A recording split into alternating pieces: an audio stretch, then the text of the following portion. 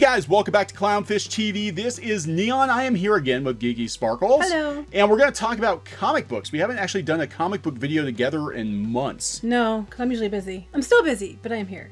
She's usually busy and she doesn't care about comics. Well, I do, but you know. It's okay. I try to be good. If I start talking, I'm not going to be good. And we have a pretty long history with the comic book industry, a love-hate relationship with the comic book industry, which kind of goes along with what's going on right now. Everybody's talking about piracy in comics like this is a new thing. It's not new. We're talking 10 plus years now. People have been pirating comics pretty much as soon as they could, scan and upload. They've been pirating comics. So this is not new. So I've seen all these videos and all these tweets coming through my feeds, and I'm like, what is going on? Everybody's getting all bent out of shape about comic book piracy. Maybe it's just some people talking on Twitter. I don't know. But now the BBC has picked it up. So now it's become a bigger deal. Now we're going to start blaming all of the ills of the comic book industry on piracy like it's 2008. Oh, because they're not blaming on Comicsgate this week? They're not blaming Comicsgate this week. No, they're not blaming YouTube this week. They're not blaming video games or whatever else it is, the boogeyman of the month that the comic book industry likes to blame. This week it's piracy. So before we get into the video, please subscribe if you guys have not done so already. We're at almost 80,000 subs, hoping for 100,000 soon. You guys have been very awesome, and we really appreciate the support. And yeah, we're going to talk about comics. So this was an interesting article because the people they talked to were not the people I would have expected them to talk to. I'm not saying a word. So some of these people we actually do know. David Gallagher is actually pretty solid. I've talked to him before I know him. I can't really vouch for him in person, but I don't have a problem with David Gallagher. He didn't block you? He did not block me, oh, no. There you go. He's okay. He hasn't blocked me. But some of the other people I only know somewhat, and one of them is a I don't know, current or former Bleeding Cool journalist turned indie creator, and they talk about the comic book industry, they talk about piracy, and then they also talk about webcomics. And how basically you can't make a living in webcomics. Oh, there's a shocker. Could have told him that a decade ago. This is like the non-surprise article. This is the unsurprised comic book article here. So let's go through this and we'll comment because we do have experience. Oh, I have comments. We'll comment. Coming from BBC, rise of comic book piracy, a real problem. It's been around for years. This isn't a new thing. I just want to point out, let's see, here's an article from 2007 talking about the rise of piracy in comics here. Tokyo Pop, they blamed, part of the reason why they shut down originally was manga scans. And that was 2008. That was 2008. Let's see, what's this one from? 2011, comic book piracy on iFanboy. Just saying, if you've been paying attention, this is nothing new. It's not new. So why it's coming up now? They need something else to blame. We need we need other people to blame. We need something else to blame. 2020, we need a new bad guy. We need a new bad guy. Comicsgate was last year's boogeyman. We need a new one. So Jim Zub writes for Marvel and IDW, tweeted that 20 times as many people read comics illegally shared online than pay for digital or physical works. Yeah, probably. It doesn't surprise me. That is true. And we're going to talk about the whys of that. Other comics creators replied with their own experiences of pirated work. For some, piracy brought personal and professional costs. Well, yeah, if you're not making money off it. Right. While others suggested radical distribution changes. The same conversation we've been having for 10 years. Zub said, remember 6 months ago when I mentioned that comic piracy numbers were easily 20 times legitimate buyers and it was a real problem? Sometime yesterday, a bunch of other comics pros looked closer, saw the numbers, and the cold chill of it really hit. You remember when all these people wrote articles 10 years ago about the same thing? Just saying. I don't understand why it took them this long to figure this out. And these are the same people. Now, Zub actually did have his stuff online too, but a lot of these people, were throwing shade at webcomics, for putting their stuff online. In the thread, Zub said having work spread without being paid for it initially created a visibility boost for the creators, but has now become the norm for an audience of rapid consumption. Yeah, we ran into problems here. This is why we don't do a webcomic anymore. Well, we're going to, but it's not going to be the same way. It's not going to be the same way. We're not just giving it away anymore. I don't want pirate readers to think it's no big deal or victimless, he tweeted. Content worth reading is content worth supporting. This is Andy Kluth. Not familiar with him. I don't know who he is either. Used to run a webcomic. It was free to read. Yes, so did we. And we actually got over 1 million views a month. Yep. We were one of the biggest at the time. We were one of the biggest long form. It's still out there if you go to, is it Shadowbinders? What do you have it under now? Let's see, Webtoon. I think we have it up on Webtoon. Do we have the whole thing up? Or just Not the whole thing on Webtoon. Okay. No. But the archives are out there. And we are bringing it back. But it's going to be different because of reasons, financial being the chief reason. People would rehost the newest strip on Reddit and Imager the day it came out. Thousands to millions of people would read it there. And what comic did he have? Now, Andy Cluth, I didn't know who he was, but I do know Dorkly.com. He worked for Dorkly.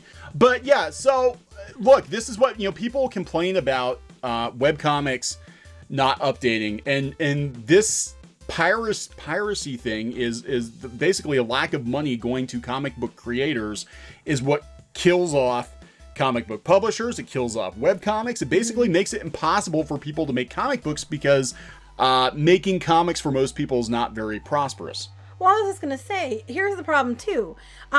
10, 12 years ago, there wasn't that many comics to be competition for. Now, it's like, you could stop tomorrow and there's like 30, 40 an hour to come take your place. Yeah. So I'm like, even if you would say, I'm holding out for money, they'll just go read other ones for free. And they'll tell you this. Well, that's fine. I'll just go read everybody else for free instead of reading you.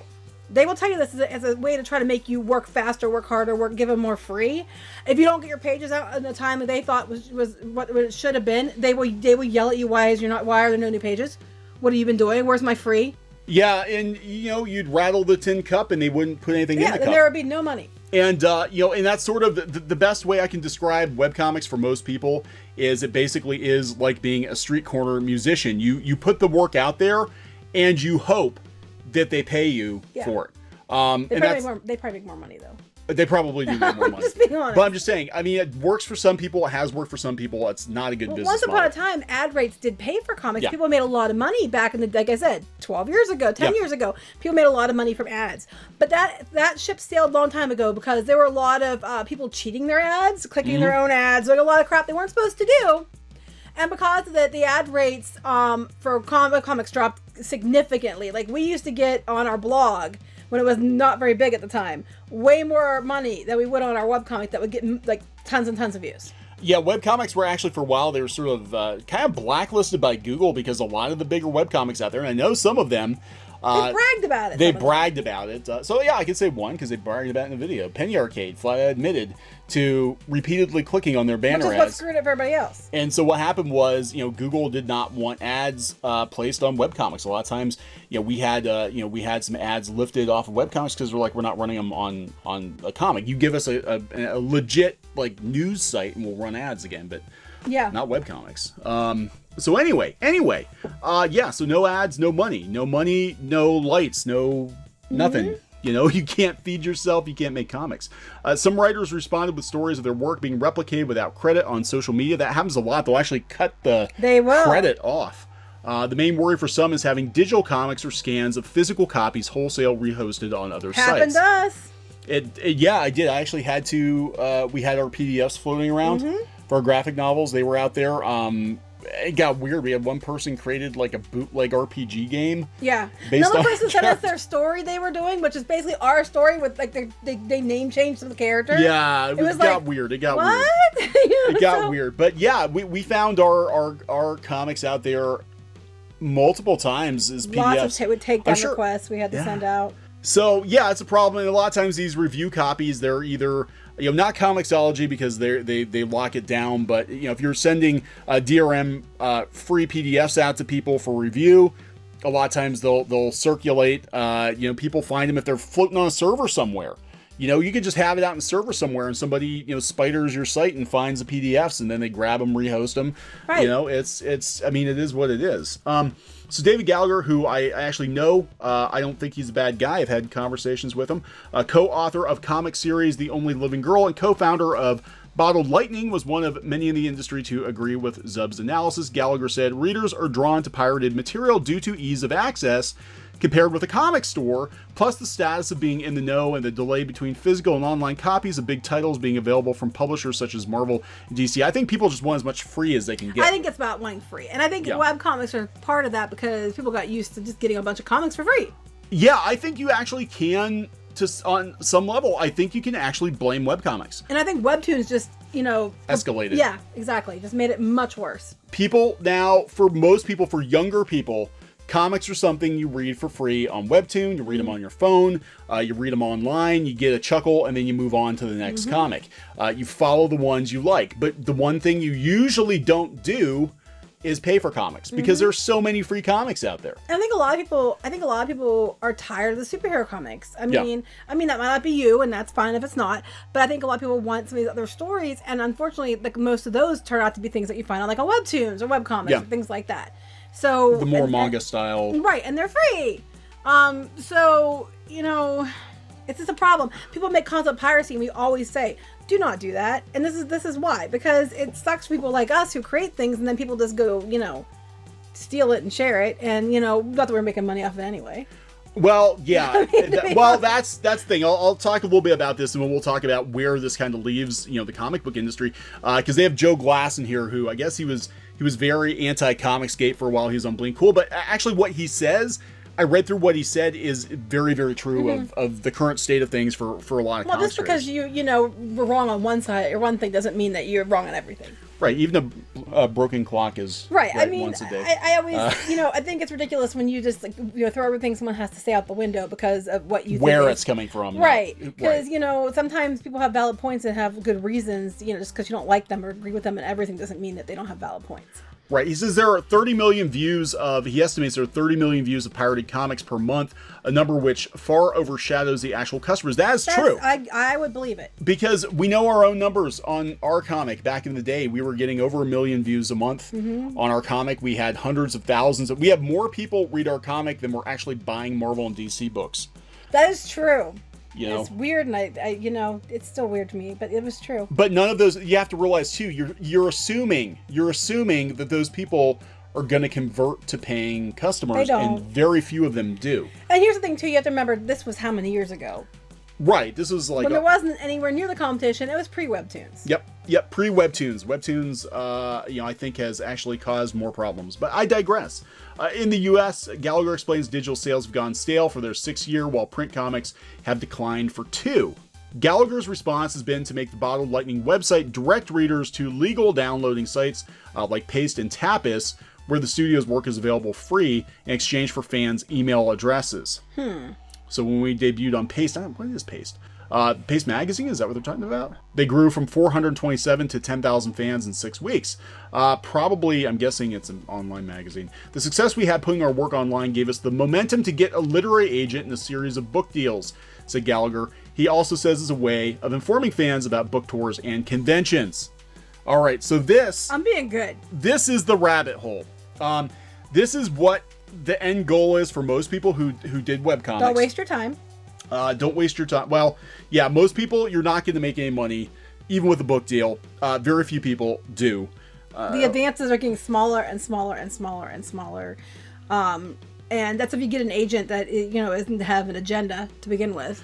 So here's what happened. We actually wound up going this route. We were like, okay, well, this is the goal. Let's get the agent. Let's get the book deals. Let's get the TV deals. Let's do that, and use our quote-unquote online fame, whatever we had, to leverage to actually get more paying stuff. And we chased that for years. We tried to we had the agent, and we had we had submissions in that went to meetings for the book and everything else. We had everything that these people claim that is the pinnacle of success, and it wasn't worth it. And even if we had got the deal at the end of the day, because that right then is when everything switched, that you had to be a certain type of person, if you know what I mean. And we weren't the right kind. And after, and at the end of the day, though, even if we had gotten those, we would just be finishing up probably the books now and not making, and be in the hole even worse, because they only give you so much money until the books print, and then you have to earn out before they give you more money. Yeah, so they basically will give you, well, back then it was $15,000 to $25,000. Much less now. For what could potentially be 2 to 3 years worth of work.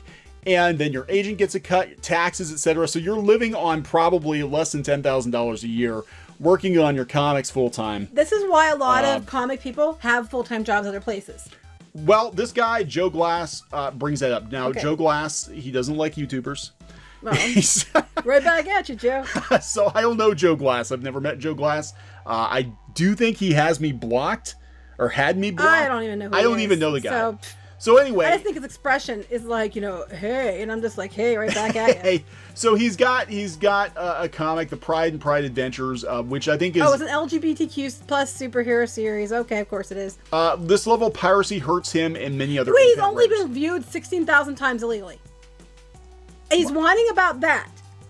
I'm sorry, I'm just like, I can't wrap my head around this. He's whining because it's been viewed 16,800, which is an oddly specific number, times illegally. Well, okay, so... That's not very much. It's actually not very much. It's actually not very much. I wouldn't brag about that. Anyway. But again, you're... I don't even know the exact number.